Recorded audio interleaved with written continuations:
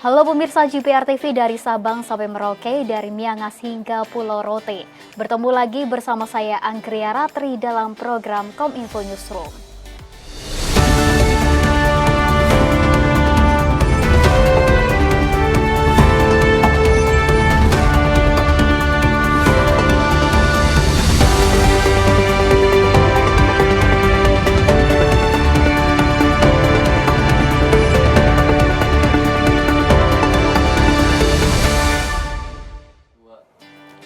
Kita awali Kominfo Newsroom hari ini, Saudara. Otorita Ibu Kota Nusantara (OIKN) menyebut progres pembangunan infrastruktur Istana Negara hingga lapangan upacara di Ibu Kota Nusantara akan segera rampung dan siap digunakan untuk upacara kemerdekaan pada Agustus mendatang. Kepala OIKN Bambang Susantono menjelaskan, saat ini progres pembangunan Istana Negara telah mencapai 53,88%.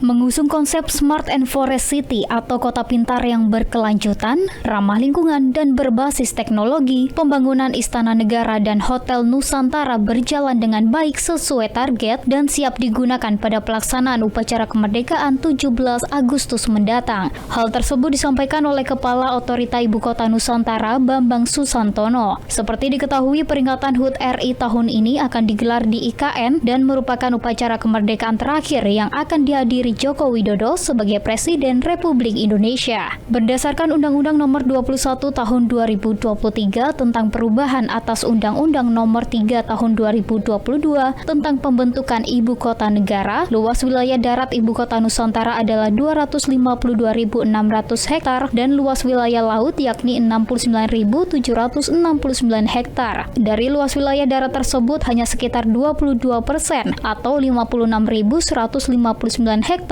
yang akan menjadi kawasan Ibu Kota Nusantara dan akan dijadikan pusat pemerintahan, bisnis, pendidikan, dan budaya. Kemudian sekitar 78% atau 196.500 hektar akan menjadi kawasan pengembangan IKN yang meliputi kawasan industri, pertanian, perkebunan, dan konservasi. Perpaduan antara Smart City atau kota modern yang ramah lingkungan akan membuat IKN menjadi kota maju pada 2045 mendatang. Guna mengatasi kelangkaan beras premium di berbagai retail modern, Presiden Joko Widodo memerintahkan jajarannya untuk membanjiri stok beras di pasaran dengan stok beras Bulog. Hal tersebut diungkapkan oleh Kepala Bappenas Arief Prasetyo usai rapat terbatas dengan Presiden Joko Widodo. Menanggapi kelangkaan beras premium lokal kemasan 5 kg di retail modern, Presiden Joko Widodo menggelar rapat bersama sejumlah menteri dan Badan Pangan Nasional untuk membahas perberasan nasional di Istana Negara pada Senin 12 Februari 2024. Dalam rapat tersebut, Jokowi memerintahkan kementerian dan lembaga terkait untuk melakukan pendistribusian stok beras yang disimpan di gudang Bulog. Kelangkaan beras premium yang terjadi di sejumlah tempat disebabkan tingginya harga beras di tingkat produsen, sehingga banyak peritel memilih tidak memasok beras premium ke retailnya. Kenaikan harga beras premium tersebut cukup signifikan, yakni dari harga Rp13.000 per kilogram, kini menjadi Rp16.000 hingga Rp17.000 per kilogram. Kepala Bappenas Arief Prasetyo juga menegaskan bahwa program pemberian bantuan pangan beras tidak berpengaruh terhadap stok beras di pasaran. Namun bantuan yang bersumber dari stok cadangan beras pemerintah yang dikelola Bulog ditiadakan sementara dari tanggal 8 hingga 14 Februari 2024 untuk menghormati penyelenggaraan pemilu 2024. Kita beralih ke informasi lainnya, pemirsa. Ketua Bawaslu Rahmat Bagja angkat suara terkait adanya video viral mengenai surat suara yang tercoblos oleh oknum tertentu yang terjadi di luar negeri. Untuk meminimalisir adanya potensi pelanggaran dalam proses pemilihan umum dan untuk menelusuri video yang beredar tersebut, Badan Pengawas Pemilu telah melakukan koordinasi dengan KPPS luar negeri terkait temuan tersebut. Terkait dengan beredarnya video viral mengenai surat suara yang tercoblos oleh oknum tertentu yang terjadi di luar negeri, Ketua Bawaslu Rahmat Bagja dalam konferensi persnya di kantor Bawaslu Jakarta pada Minggu 11 Februari 2024 menyebutkan adanya kejanggalan dalam video viral yang diduga terjadi di Arab Saudi tersebut.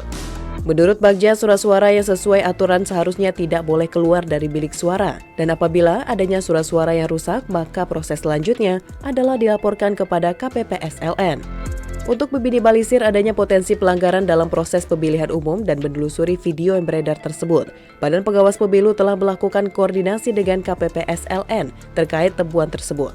Oleh karena itu, Bawaslu juga mengimbau kepada pemilih untuk memastikan kondisi surat suara sebelum melakukan pencoblosan. Pertama, yang namanya surat suara tidak boleh keluar dari bilik suara.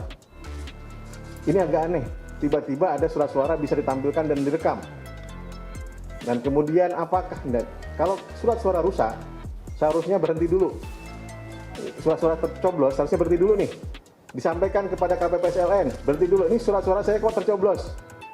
Dihentikan dulu, dicek semua. Kalau surat suaranya tercoblos semua, berarti itu jadi masalah besar.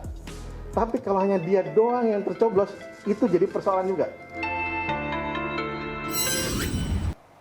Memasuki masa tenang jelang waktu pencoblosan 14 Februari 2024, Badan Pengawas Pemilihan Umum memantau ketat potensi pelanggaran, khususnya terkait praktik politik uang dan kampanye di media sosial. Ketua Bawaslu Rahmat Bagja mengatakan akan menindak tegas pelaku pelanggaran sesuai dengan hukum yang berlaku.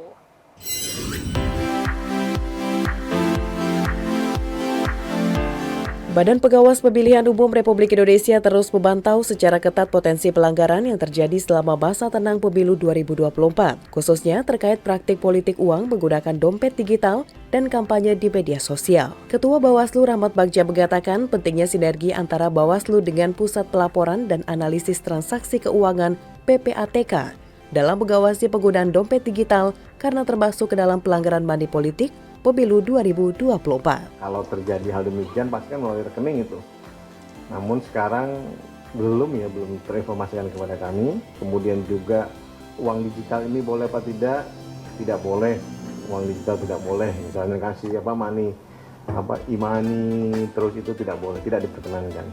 Kemudian pengawasannya tentu akan melibatkan teman-teman PPATK dan juga polisian. Anggota Bawaslu Loli Suhenti juga turut mengingatkan sanksi pidana bagi pelaku praktik politik uang yang sesuai dengan pasal 523 ayat 2 Undang-Undang Pemilu dengan sanksi pidana penjara mencapai 4 tahun dan mendapatkan denda maksimal 48 juta rupiah. Selain itu, guna memastikan kepatuhan, Bawaslu juga mengerahkan patroli siber selama 24 jam penuh untuk secara aktif memantau akun sosial media yang terdaftar di KPU dengan tujuan mengidentifikasi dan menindak pelanggaran. Kalau masih ada, maka dia nanti masuk dalam penanganan pelanggaran, ya. Yang kedua, untuk media sosial yang itu akunnya personal, maka menjadi kewajiban bagi Bawaslu untuk mencermati kalau terdapat pelanggaran pasal 280 yang isinya menghasut, memfitnah, mengadu domba, menganjurkan atau melakukan kekerasan, maka itu menjadi alasan juga bagi Bawaslu untuk melakukan takedown bersama Kominfo dan platform media sosial. Bawaslu pun mengajak seluruh pemangku kepentingan untuk tidak melakukan aktivitas kampanye selama masa tenang, guna memberikan ruang bagi peserta pemilu dalam menentukan pilihan saat pencoblosan 14 Februari 2024. Penyelenggara pemilihan umum tahun 2024 sudah mulai melakukan pencopotan alat peraga kampanye di ruang publik.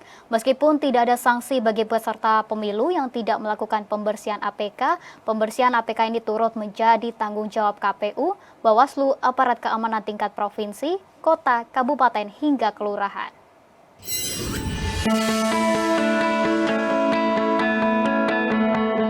Memasuki masa tenang pemilu 2024, Komisi Pemilihan Umum mengingatkan pembersihan alat kampanye pemilu menjadi tanggung jawab peserta pemilu meskipun tidak ada aturan tertulis untuk melepaskan alat peraga kampanye ketika memasuki masa tenang pemilu. Pada masa tenang pemilu yakni 11 hingga 13 Februari 2024, Komisi Pemilihan Umum di berbagai daerah di Indonesia telah melakukan pencopotan APK, salah satunya yang dilakukan KPU Provinsi Jawa Timur. Khairul Anam, Ketua KPU Jawa Timur menyebutkan KPU Jawa Timur menargetkan hingga tanggal 13 Februari 2024 ini sudah tidak ada lagi alat peraga kampanye di seluruh ruang publik yang ada di wilayah Jawa Tengah. Pada prinsipnya, penyelenggara pemilu tidak akan memberikan sanksi bagi peserta pemilu yang tidak melakukan pembersihan APK dari ruang publik selama masa tenang. Namun, hal ini menjadi tanggung jawab KPU, Bawaslu, aparat keamanan tingkat provinsi, kota, kabupaten, hingga kelurahan. Jadi hari ini kita mulai, jadi bisa sampai besok, bisa sampai lusa, bisa sampai tanggal 13. Jadi kita targetnya sebelum tanggal 14, mudah-mudahan seluruh alat peraga kampanye sudah bersih total. Usai jeda pariwara, kami akan segera kembali dengan informasi lainnya. Tetaplah bersama kami.